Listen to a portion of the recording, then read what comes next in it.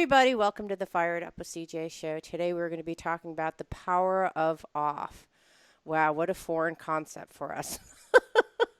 We have author Nancy Colier talking about the mindful way to stay sane in a virtual world. What a challenge this is. Welcome, Nancy. Thanks for having me. Yes, a challenge indeed. And in New York in particular, because you have so much, talk about distraction. There's so much information. You're located in New York and Manhattan. I can't imagine. I'm always, like I was saying, I'm always very impressed with anyone who's in Manhattan that has chosen this path. It's, Well, in some way, it's funny. It's a bit like being in a casino. Sometimes the craziest places actually send you back inside yourself. huh. It's sort of counterintuitive, but there's so much noise that one really has to find refuge and get quiet. There's Mm-hmm. no option. Mm-hmm. Right. But to actually find some kind of techniques to kind of find peace. And that's what I remember being when I used to have a boyfriend in New York. And I just remember there's noise all the time. You know, like there's the cabs honking, there's the truck driving, like it's there incessantly. We're like, I'm in Seattle there. And at night, when you sleep, there literally is no noise aside from, your fans or whatever that's happening. But you're It's always really surrounded by stuff. It's really true. And it's one of the things that, I talk about in the book that what we're deprived of these days is any silence anywhere. We're in this state of uber availability where, it's not just our devices that are never turned off, we're never turned off. Mm-hmm. And the noise and the chimes and the texts, they're coming in 24/7. And we're sort of living in a state of fight or flight. Mm-hmm. We're living crammed with noise, crammed with information, crammed so that there's no moment where we might have silence or no moment where there could be space Mm-hmm. to, first of all, let our nervous system quiet down. Mm-hmm. We need silence. We need spaces, not just for creativity to be born, but really just to reboot the system. Mm-hmm. And I encourage people that come to work with me to actively find ways to insert silence in their life, Mm-hmm. which, as you say, in a city like this, can drive you mad because you actually cannot find them. So we have to make that happen in our lives. And Mm-hmm. that's one of the first things that we talk about in kind of getting off this addiction. Mm-hmm. It's funny. I have two things that I think about silence. My mom, when my dad died, she said, "You know what I do? I turn the TV on all the time." So I just have the TV on all the time because that noise makes her realize that she's not alone. And what's interesting is the silence. When we go into silence and we don't hear any noise, there's a sense of aloneness and loneliness, Fear. and yeah, and fear comes up. I was just reading something about how if you can just let go of that and merge with that spaciousness, it can feel open and connected and oneness. But it's so hard to reach that Yeah. place. And It's and very you know hard.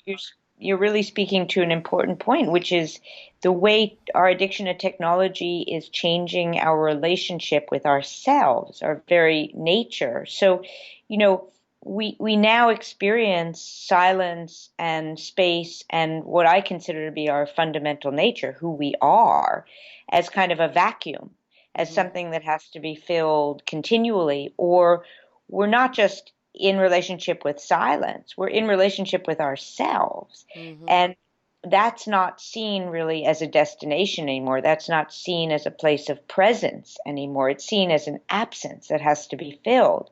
And Mhm. Mm. we don't really, we can't actually experience any kind of well-being if we can't tolerate our own company. We can't outrun ourselves for our entire lives. Yeah. And it's interesting too to notice now, before technology took a hold of us, if something even just small happened on the street, let's say you were opened a door for a woman with a baby stroller, we might spend, a minute or two afterward just processing the feeling of that sort of Mhm. sweetness that we experience. Mhm. Maybe a block, we might think about it. but now, immediately after that's done, right, we're on social media posting, hashtag gratitude, hashtag kindness, super sweet moment, and Right. then we wait for the meaning of that moment to come back to us through the thumbs ups or whatever we're doing. We don't process our own experience with ourselves anymore.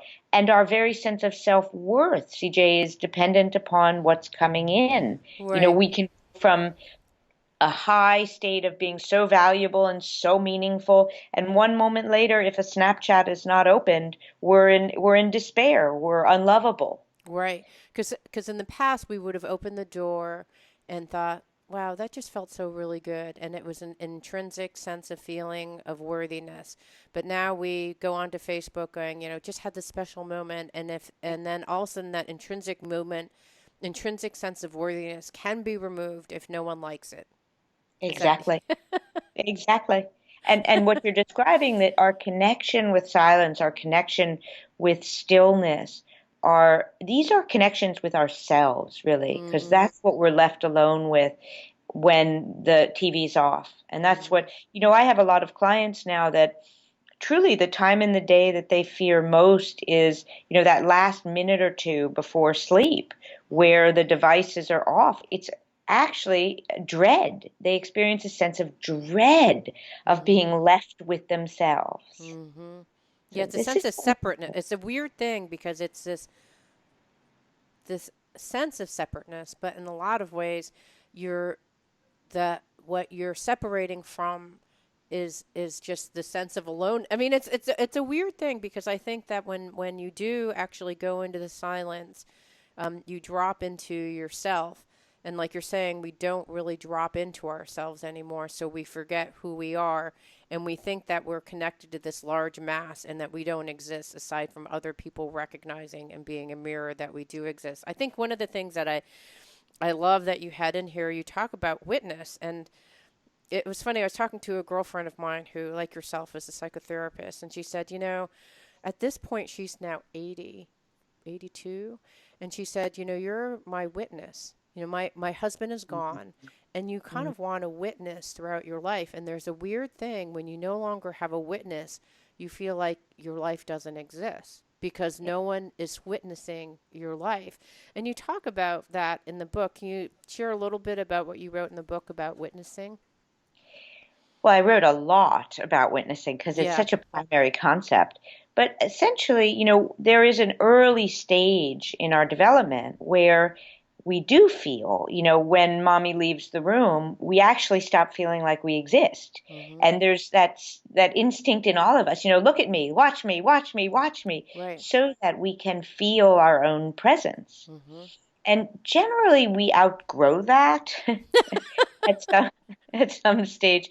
If we're still yelling, "Watch me," you might be carted off somewhere. But what we're doing now, in a strange way, with all of the reflection that social media allows, is we're kind of recreating that very young narcissistic state where we need to be witnessed at every moment of our lives to feel real ourselves, Mm. to feel it's really happening. I had one Mm. client, never forget her, that had her bones x-rayed just to feel that she was real. She wanted to know there was Wow. somebody in there. And we're beginning to sort of, as we spend more and more of our time, not just about witnessing, but in the virtual world and Right. not in the real concrete world, we're needing different kinds of strategies to feel, what does presence mean? What does feeling we exist mean? Mm-hmm. And one of them is this, constant need to be validated on social media. And another is sort of to be determined, because we are feeling unreal and like we're floating away and not quite grounded in my life is happening actually in a real sense. Mm-hmm. People are really losing that. Um, it's interesting. I just read about a couple in Korea that was arrested for manslaughter, actually, because their baby died and they were busy playing an online game about taking care of a family. Oh my God. Yeah. Oh So my God. our confusion about what real means and does your life actually exist is very troublesome. Yeah, because well, here's the thing where I go. I always wonder, so why is this happening? So, because part of what mindfulness and spiritual practices you go into, there must be some higher purpose for all this stuff happening. The world is kind, the universe is kind. There must be why is this happening where, someone is playing a virtual game about taking care of a child and their baby dies? Like, it's just so horrifying. And so I can only come up to apocalyptic, like, oh, we're all going to be like the Matrix, like at one point hooked up to computers for energy, Right. and it's Yeah. just getting us used to it. I just can't, I literally can't find, I, Yeah. I can accept that it is and allow that it is, but I don't know why. Do you ever go there? I do, and I've certainly talked to lots of philosophers and psychologists and so on about the topic. And one theory, I think we don't know what's happening. I mean, there are two theories in a way. There's one theory that as the individual self sort of melts away and Mm-hmm. we become kind of one interconnected ether-driven network, Mm-hmm. if you will, that in a way that while we imagine the dissolution in a spiritual sense of the ego self in a very different form as Mm-hmm. sort of becoming part of the spaciousness, the non-duality of it, right, where the human arises within the larger that we all are, has a very beautiful experience to it. But in a certain way, this move towards technology, as some people see it, is a different form of that same thing. That So the this is self, a dissolving of self in some spiritual way. It's a dissolving of self into a oneness that's just like the collective consciousness is the internet then, that's and right. our That- collective voice is represented by the yeah, internet. Is that what you but mean? that's exactly what I mean. But Okay. I'll kind of argue a different point, actually. Okay. What's your point? I argue a point that is we all have a kind of reptilian brain. Mm-hmm. And, the reptilian brain is the 5-year-old in us kind of that wants 12 bowls of ice cream and Right. it doesn't matter. It's us at the cruise ship buffet, just Right. just just going in. Yeah. And we all have that. And we also have a very, very, very evolved, wise, um, a self that is compassionate and wise. And Mm-hmm. what's happened right now, and we're very early on in our relationship with technology, but it's kind of like the inner reptile, the inner 5-year-old got his hands on the iPhone, Mm-hmm. you know, and that inner reptile who's getting everything he wants. I mean, the technology is the perfect tool for that inner reptile. It hits our reward center when we use Mm. it's triggering everything. Yeah, it's like the crack cocaine of, Exactly. but somehow it's like you said in the book, in your book, The Power Off, you talk about it being like an acceptable crack cocaine. Like everyone else is doing it. So it's like, Yeah. it's okay. Everyone else is doing it. Just Yeah, you continue. exactly. But my hope is not so much that we disappear into a kind of a collective internet, but rather that the wise, more evolved self starts to wrestle back our relationship with technology so that we're using it for all the wonderful things that it can offer, but that we reconnect, if you will, with what really provides for a nourishing life. Mm-hmm. Because here's the thing I go back to that. So why are we human then? I mean, if we're supposed to just eventually become like machines, then why Yeah. do we come in a biological human form? Because there must be some reason, spirit, universe, whatever you want to call God, whatever, did not create human beings for no reason. There's like some reason that we come in this particular package, this Mhm, configuration. I don't know. mhm. Do you think that way too? Or, I I mean, I why are we don't. human? Why do humans exist then if we're supposed Yeah. to be turned into machines? Well, I look at it in a very similar way, although I take a slightly different angle, which is I ask people to. I don't go to those large questions because I feel I'm writing a narrative when I do. Right. I feel like I'm making up a story. And what I ask people to do is to ask themselves what is for them a satisfying human life? What Mhm. makes for a meaningful life as a Mhm. human being? Mhm. And often people come up with the same answers: Mhm. connection to people, and that means actually seeing those people in real life, meaningful work that they are actually engaged in, feeling present and not distracted in their own lives comes up all the time, feeling they're actually in the life they're living.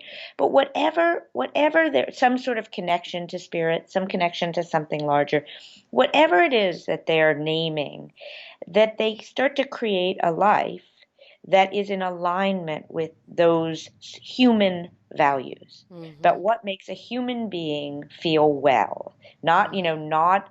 not a circuitry, not an antelope, a human feel well. And Mhm. and where we're spending our time and where we're putting our attention is what we're saying matters. So to get back in alignment, what makes for a nourishing human life and how we're spending our time and where Mhm. we're putting our attention.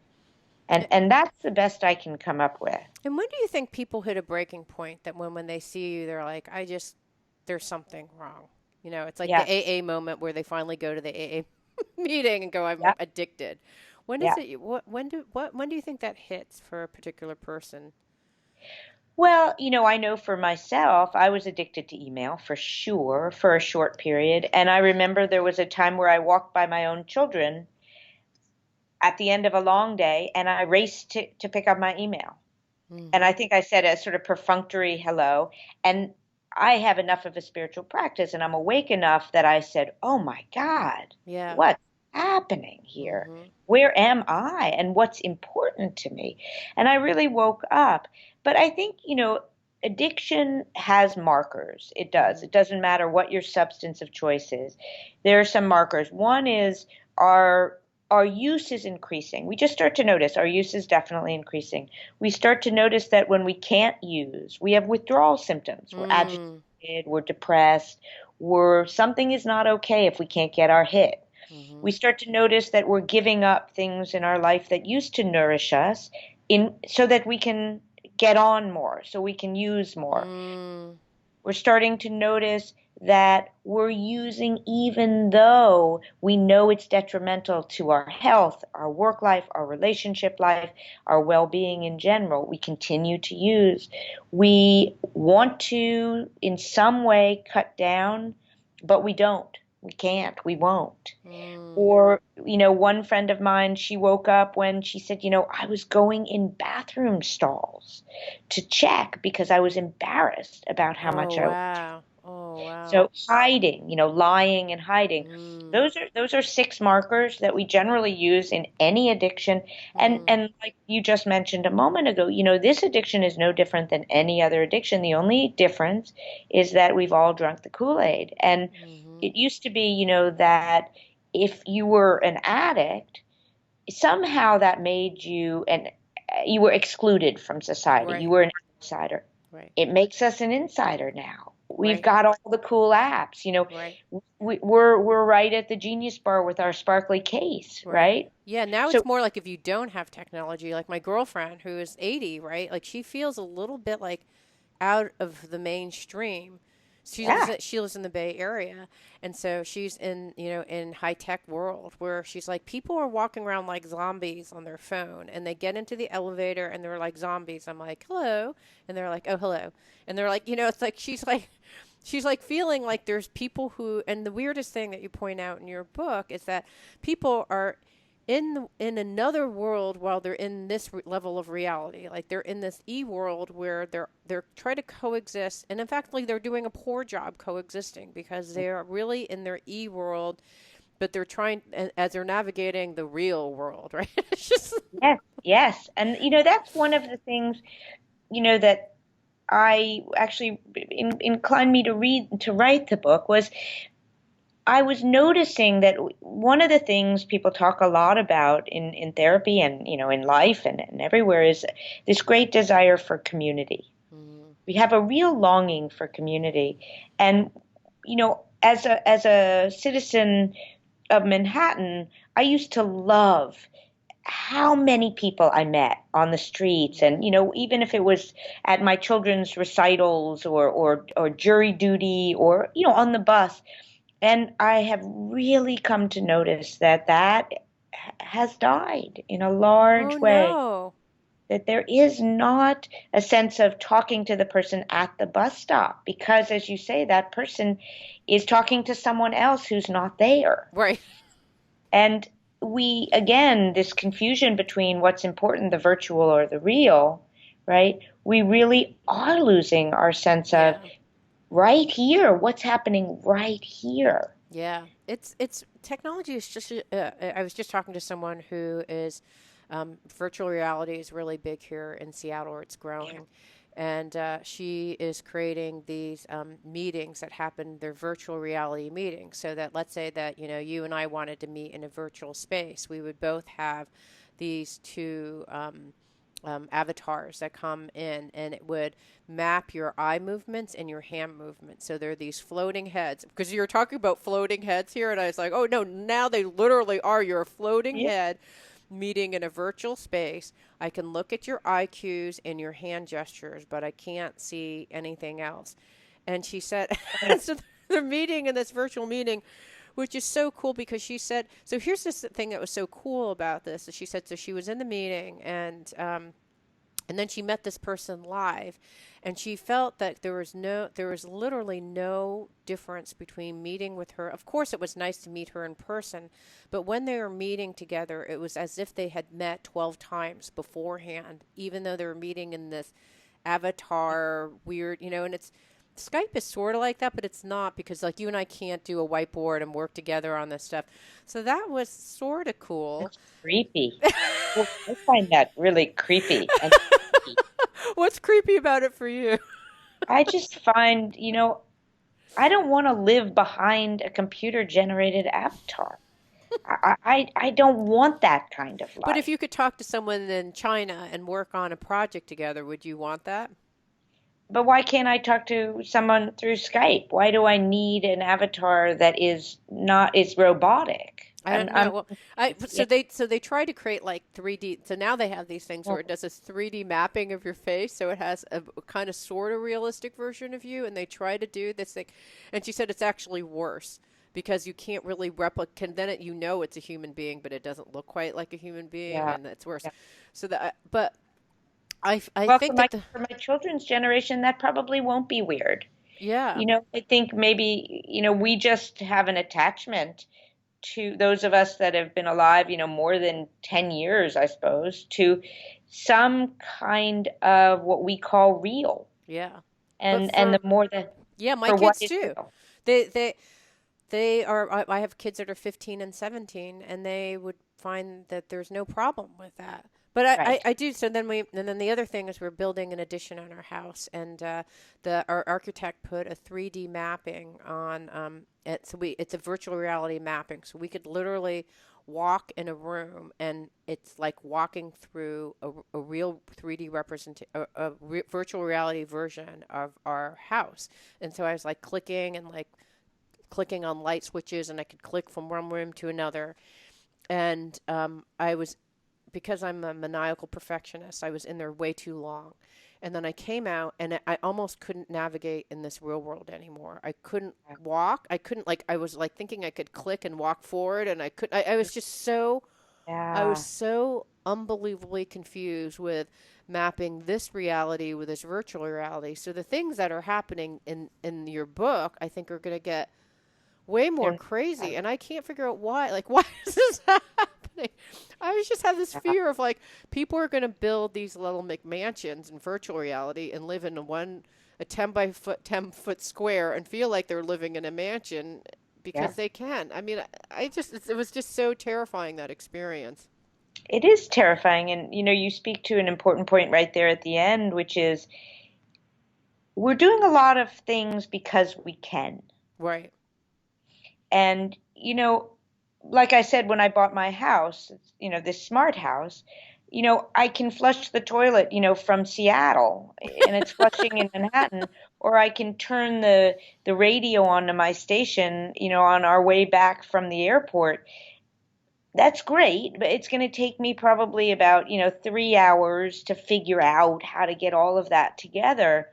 And we're confusing can and want to. Yeah, that's a good know, point.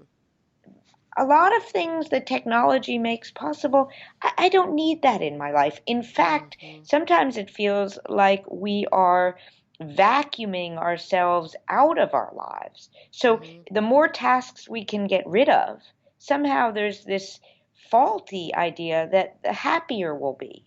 But Hmm. it doesn't actually flesh out in reality. We need things to do. Hmm. We actually, and so the more we take these tasks away or come up with these amazing things that we can busy ourselves learning how to do, it again, is that really what makes us feel well and feel like we've lived a meaningful life? Usually not.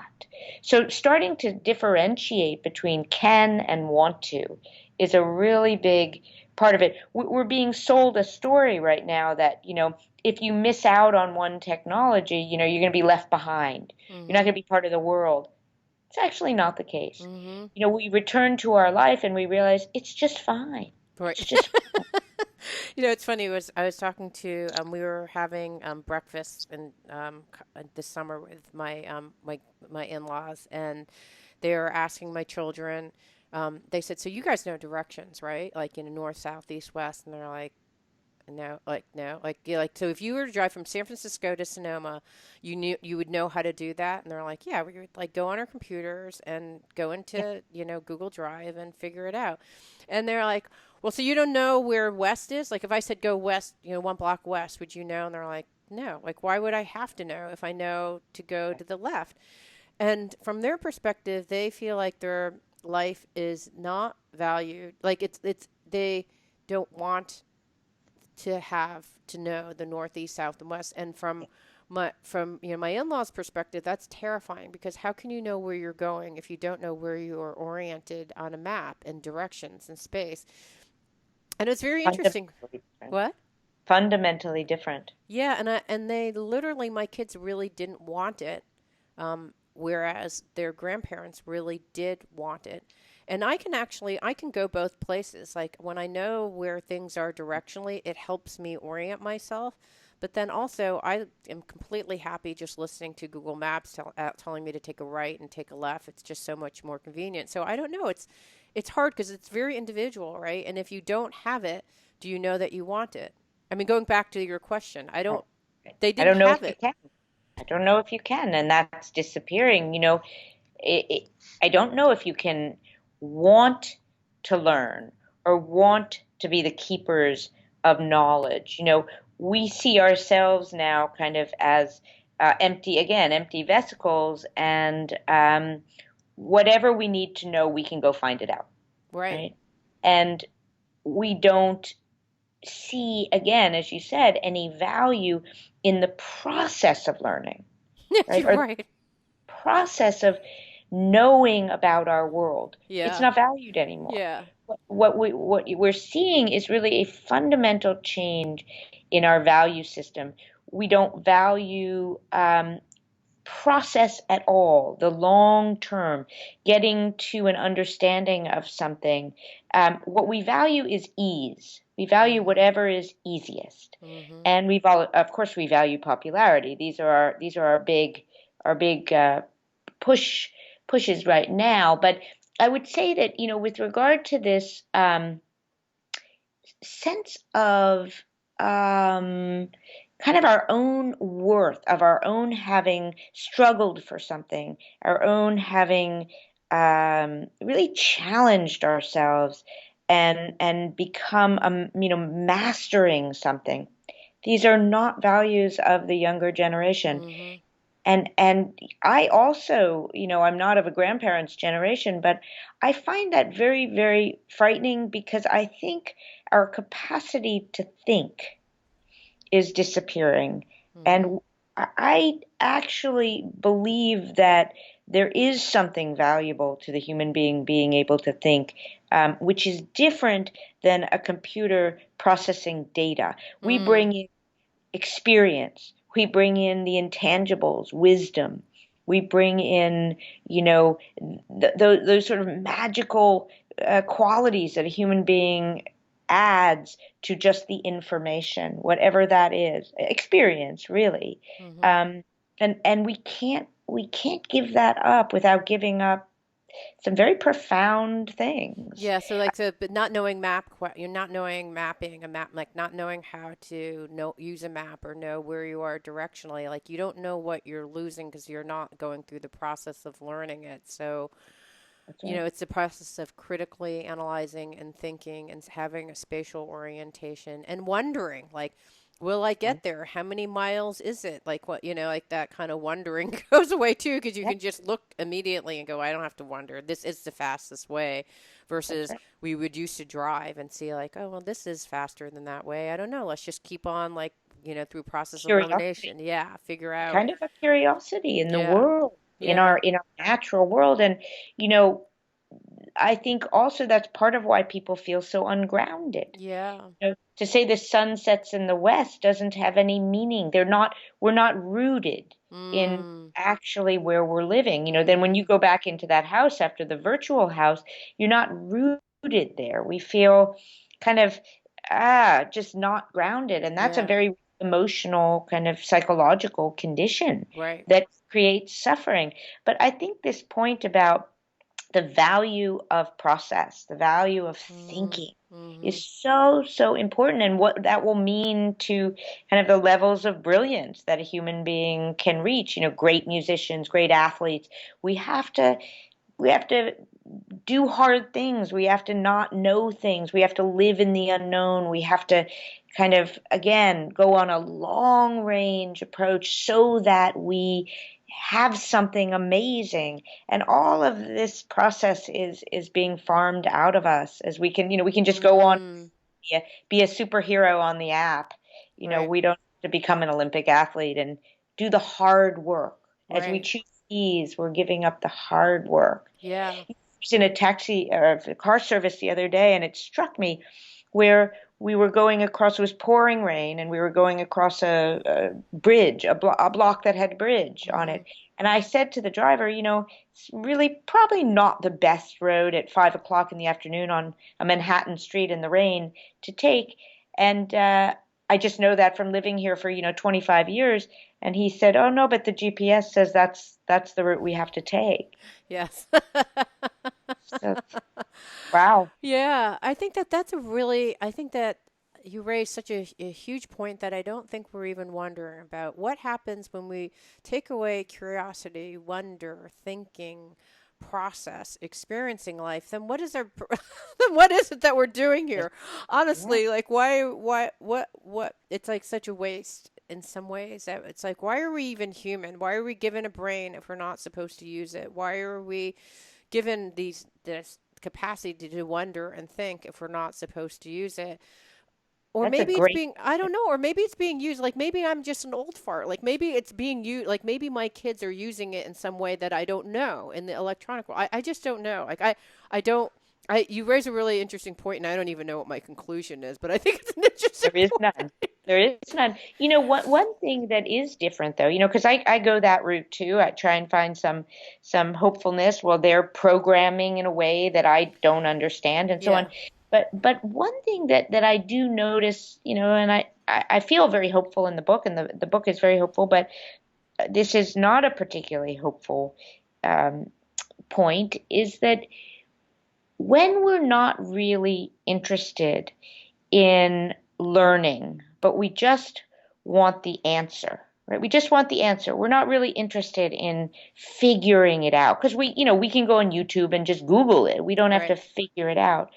So one of the things that we get from figuring things out is a sense of value, a Mhm. sense of weight, a sense of our own um, meaning. They're tremendously important experiences for building a sense of self-esteem. Mm. And so what I see with very young people who just get the answers is they're lacking some sense of, I got from A to B, or I figured it out, or I thought my way through that and then reached that conclusion. They're also, CJ, really able to hold and own the conclusions they get to by getting there themselves. They're Mm-hmm. not vaporized as soon as Mm-hmm. they close the computer. Mm-hmm. So whatever they're learning in their own ways, I am absolutely witnessing that the sense of self-worth that comes from curiosity process, the sense of vibrancy, the sense of a life that's alive, these are being lost. Mm-hmm. And it's funny, I was just talking to a client and we were going through good experiences and like what were his like pivotal good experiences and for him most of his good experiences were exactly like the things that brought him joy, vibrancy, a sense of aliveness were when he was talking about having to wire this whole theater because he didn't know how to even wire, and he had a couple of books and he looked around, but it was all through trial and error, trying all these different things that he was able to do it. And he said, when the lights went on and the sound went on, and this theater that was awful all of a sudden was like fully lit with amazing sound, it was just this like this overwhelming of joy that happened to him. And there's something that with your self-esteem that I don't think we realize that we're losing. We don't know that we're losing because we don't know. It's just like the Google Maps, right? We don't even know that we're losing it because we don't even have it to know that we've lost it. That's right. That's right. Oh, Wow. okay. All right. So I want, and then in the last couple minutes, I only have 8 more minutes, but I want to talk about this going in, being in the moment when we don't like the moment. Because I don't know what it's like in New York, but a lot of people are still having, you can see just by if you read the news, there are issues every single day that you see where people are having problem with the new president and what it means and going into a fear state. And so, what kind of advice would you, so if people were to be in the moment and allow and accept, as you suggest in your book, what should we know, or how can you help the people who are still, and myself included? I feel like I'm okay. I don't know if I'm in denial or what I am, but I think I'm okay. But what would you suggest for people? Yeah. Well, I would say, what I was speaking in regard to technology about that is that we use technology to distract ourselves from what we don't want to face, Mm-hmm. what we don't want to feel.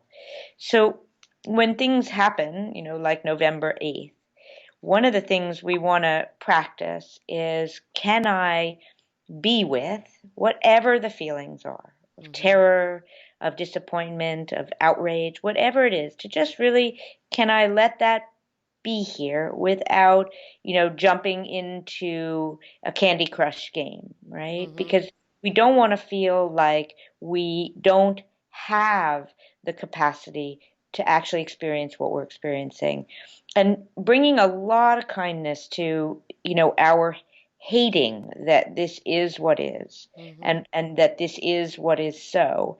And then, what I suggest with people in that case is that the kindness or the compassion that we have for ourselves, and that this is what we're really living right now, that actually will serve us far better than trying to outrun the feelings that are there. Mm-hmm. We come together, we form community around the outrage, we address the outrage. What can we do? What can we do now that this fear is here, right? Mm-hmm. How can we, the revolution starts here. How can we um, take action? These end up being, just from a psychological and a spiritual perspective, far more empowering and far more comforting in some way than trying to evade what's actually. Mm. And I think here's what's interesting because I was watching on Facebook the different reactions to people during the elections, and I saw denial and blame. I saw blame. Like it's your fault, it's the DNC's fault, it's whatever. It's the people in the middle's fault. There's blame, there's anger, like the millennials should have voted. You're just meh, like all this kind of anger, blame, and then I had some friends who started digging into try to understand like what happened, and so they were trying to like get all the Knowledge it out. information to knowledge and all that different stuff. And then some people were like, just let me feel what I feel. Like, why is everyone telling me to like be draw like because people were trying to slap happy faces on top of everything. Like, That's great. yeah, I just thought that was so interesting. But what do you think is What do you think is the value of going through that pain? Well, I have a great faith in the truth. And I don't think that we can ever get anywhere by sidestepping or avoiding the truth. It just, Mm-hmm. I've been in practice so many years and I've sat on the meditation cushion so many years, and it doesn't work. It just doesn't work. So listen, I'm a gambling woman. If it worked and, great. But what's amazing and maybe counterintuitive is when we head into the truth and we head in there with kindness and with curiosity and a lot of fierceness, whatever we find, we're better off. Whatever we find, if we're in the truth, right? We can handle it. What we can't do is we can't pretend the truth is not there and then imagine that we can be okay, right? Mm-hmm. Mm-hmm. So I encourage, you know, accepting the truth doesn't mean that we don't continue to work on changing it. It has nothing to do with that. All it's saying is this is what is so now, Mm-hmm. right? If I say that's not so, I'm denying what's so, right? So it's starting with what's true. Mm-hmm. And that's where we ultimately will find our refuge with our disappointment with what's true, with our wishing it could be different, with our plans to make it different. But we have to start where we are, which is what's true. Mm-hmm. And the Mm-hmm. more you practice that, the more you trust that as your refuge. It doesn't always mean that we get what we want. It doesn't mean Mm-hmm. that.